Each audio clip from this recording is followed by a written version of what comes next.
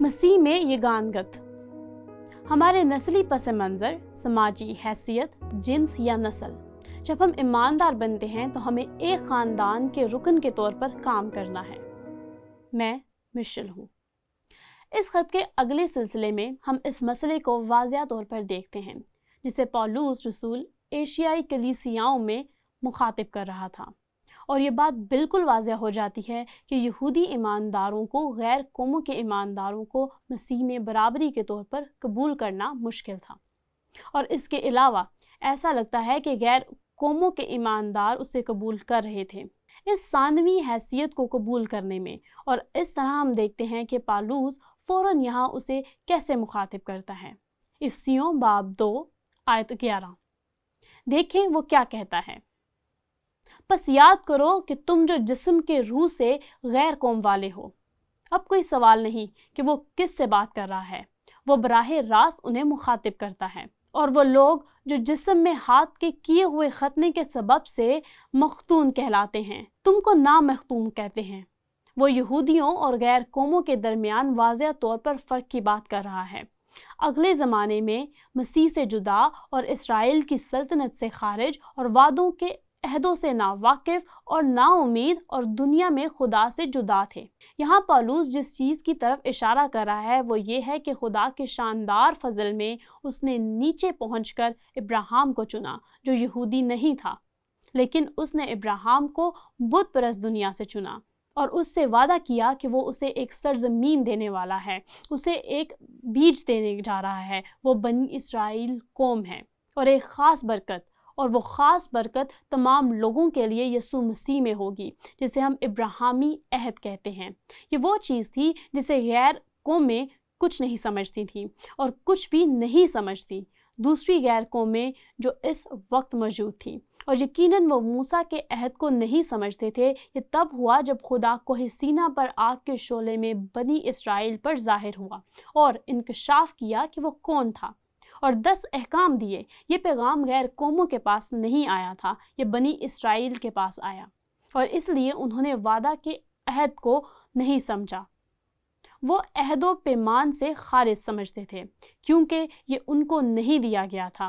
وہ داؤد کے عہد کو نہیں سمجھتے تھے۔ وہ یہ ہے کہ خدا نے کلام کے ذریعے دہرایا کہ داؤد کی بادشاہت ہمیشہ تک قائم رہے گی، اور وہ بادشاہی جسم سے باہر ہو جائے گی عظیم داؤد کے آنے پر جو کہ یسوع مسیح تھا۔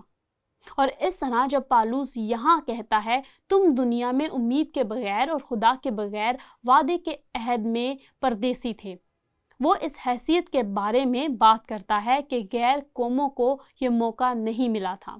اب دلچسپ بات یہ ہے کہ خدا نے اسرائیل کو چنا، بنی اسرائیل قوم سے شروع کرتے ہوئے ان کو یہ مکاشفہ دیا تاکہ غیر اقوام کے لیے روشنی ہو۔ یہ کچھ ہے۔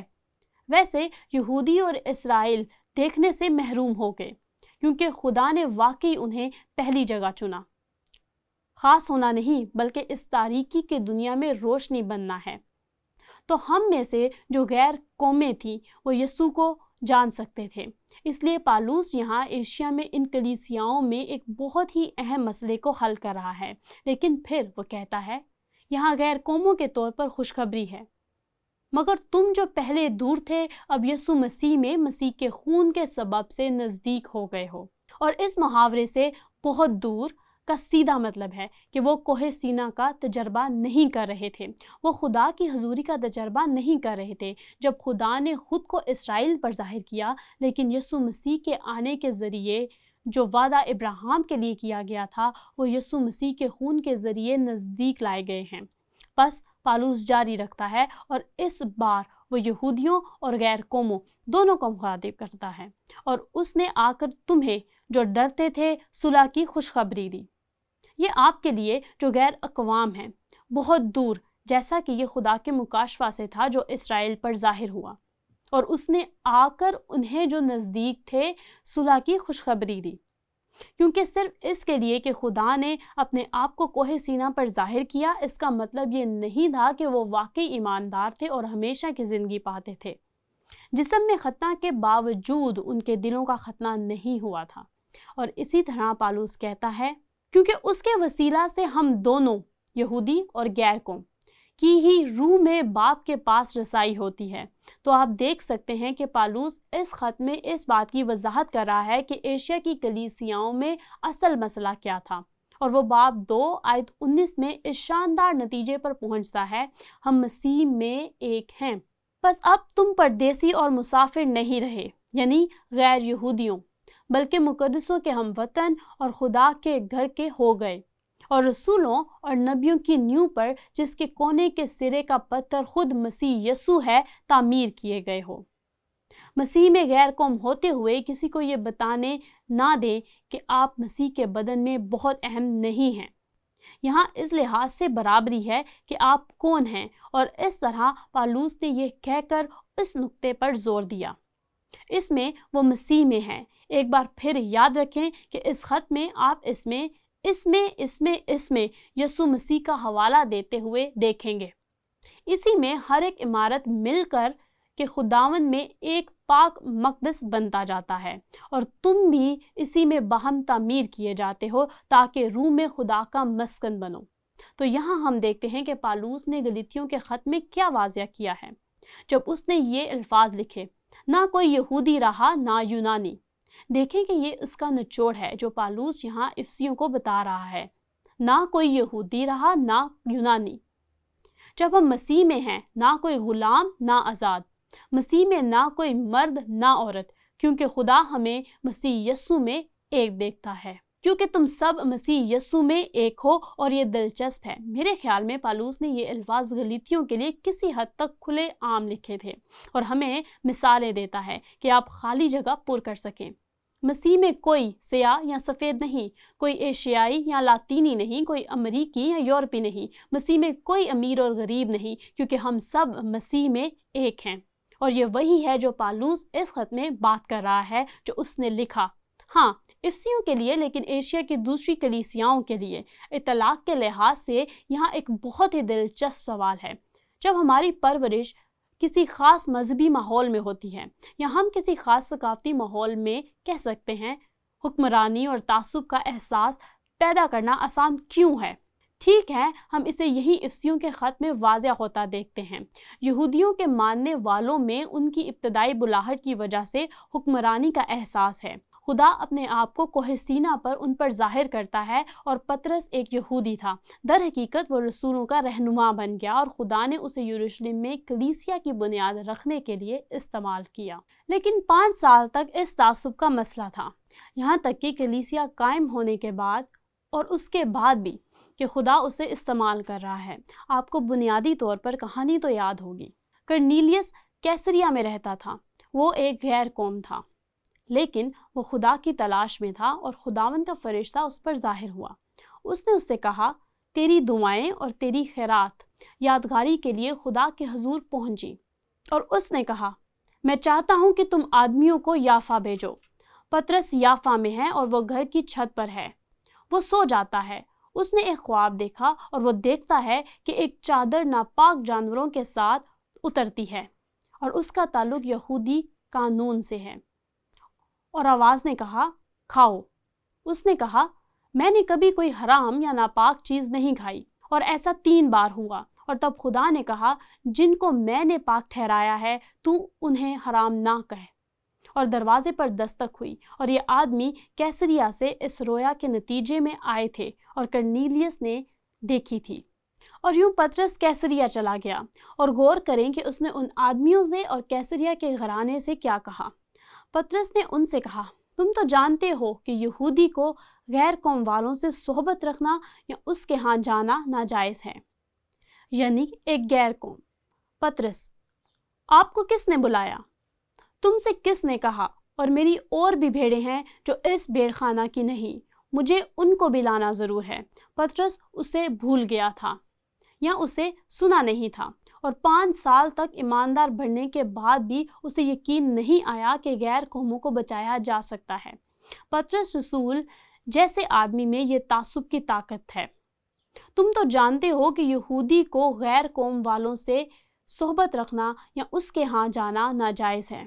وہ وہاں اس رویا کا حوالہ دے رہا ہے: مگر خدا نے مجھ پر ظاہر کیا کہ میں کسی آدمی کو نجس یا ناپاک نہ کہوں۔ اسی لیے جب میں بلایا گیا تو بے غرض چلا آیا۔ بس اب میں پوچھتا ہوں کہ مجھے کس بات کے لیے بلایا ہے؟ اس کے پیش نظر یہ ایک سادہ سا سوال ہے جو خدا پہلے ہی کہہ چکا ہے، لیکن وہ سب پس منظر کو نہیں سمجھتا۔ وہ اس رویا کو نہیں سمجھتا جو کرنیلیس نے دیکھا تھا، اور کرنیلیس نے رویا کو بیان کیا، اور بیان کرنے کے بعد پطرس نے کیا کہا، اس پر غور کریں۔ پطرس نے زبان کھول کر کہا، اب مجھے پورا یقین ہو گیا کہ خدا کسی کا طرفدار نہیں۔ اس کا کیا مطلب ہے؟ یہاں پطرس کلیسیاں بنانے کے 5 سال بعد ہے، 5 سال بعد جب خدا نے اس کلیسیا قائم کرنے کے لیے استعمال کیا۔ وہ اب بھی یقین رکھتا تھا کہ خدا نے طرفداری ظاہر کی ہے۔ آپ دیکھتے ہیں کہ افسیوں میں غیر قوموں کے ایمانداروں کو ایک حقیقی مسئلہ کیوں تھا۔ یہ اس مسئلے کا حصہ تھا، اس تعصب کا ایک حصہ جو ان لوگوں کے ساتھ موجود تھا اور اس کے خاص لوگوں کے طور پر منتخب کیا گیا تھا اور کوہ سینا پر پیغام نازل کیا۔ آپ سمجھ سکتے ہیں کہ یہ ان کی شخصیت کے تانے بانے کا حصہ بن سکتا ہے۔ اب مجھے پورا یقین ہو گیا کہ خدا کسی کا طرفدار نہیں، بلکہ ہر قوم میں جو اس سے ڈرتا اور راست بازی کرتا ہے وہ اس کو پسند آتا ہے۔ اور پھر دیکھیں کہ وہ اس اقرار کا اختتام کیسے کرتا ہے۔ جو کلام اس نے بنی اسرائیل کے پاس بھیجا جبکہ یسوع مسیح کی معرفت وہ سب کا خداوند ہے، صلح کی خوشخبری دی۔ پطرس اب سمجھ گیا کہ خدا نے اسرائیل کو کیوں چنا ہے، مخصوص نہ ہونے کے لیے، جانبداری ظاہر کرنے کے لیے نہیں، لیکن اس قوم کے ذریعے ابراہیمی عہد کو پورا کرتے ہوئے ساری دنیا پر ظاہر کرنا کہ تمام لوگوں کو مسیح یسوع کے ذریعے نجات مل سکتی ہے جو ابراہیم کی نسل ہے۔ تو آپ کے پاس وہ شاندار خوبصورت مثال یہاں رسولی برادری موجود ہے، جن لوگوں کو خدا نے بلایا تھا، اور پطرس ان لوگوں میں سے تھا جنہیں یسوع نے یسوع مسیح کی کلیسیا کو تلاش کرنے میں مدد کے لیے بلایا تھا۔ لیکن یہ ظاہر کرتا ہے کہ کس قدر اہم تعصب ہماری زندگیوں کو متاثر کر سکتا ہے اور ہم اس سے واقف بھی نہیں ہیں، اور یہ ان پیغامات میں سے ہے جسے پالوس حاصل کرنے کی کوشش کر رہا ہے، اس لیے کہ اس کے پاس اتنا صبر نہیں ہے، سوائے اس کے کہ وہ اپنے تجربے سے جانتا تھا کہ وہ سب سے زیادہ متعصب یہودیوں میں سے ایک تھا جو یسوع مسیح پر ایمان لانے سے پہلے کبھی زندہ رہا اور غیر قوموں کے لیے رسول ہونے کے لیے بلایا گیا۔ مجھے لگتا ہے ہم میں سے اکثر اس تجربے سے شناخت کر سکتے ہیں۔ میں کر سکتی ہوں مذہبی برادری سے نکل کر جس سے میں باہر آئی ہوں، کیونکہ مجھے بچپن ہی سے سکھایا گیا تھا کہ ہماری مذہبی برادری میں کچھ خاص ہے، اور حقیقت جاننے کے بعد بھی میں کبھی کبھی کہتی ہوں مجھے کم از کم 5 سال لگے میرے سر سے دل تک پہنچنے میں، جہاں میں اس فخر کے احساس پر قابو پا سکتی کہ یہاں کچھ خاص ہے، کیونکہ میری پرورش اس مذہبی کمیونٹی میں ہوئی۔ تو یہاں جاننے کا اصول ہے جو پالوس ہمیں دے رہا ہے۔ ہمارے نسلی پس منظر، سماجی حیثیت، جنس یا نسل، جب ہم ایماندار بنتے ہیں تو ہمیں ایک خاندان کے رکن کے طور پر کام کرنا ہے۔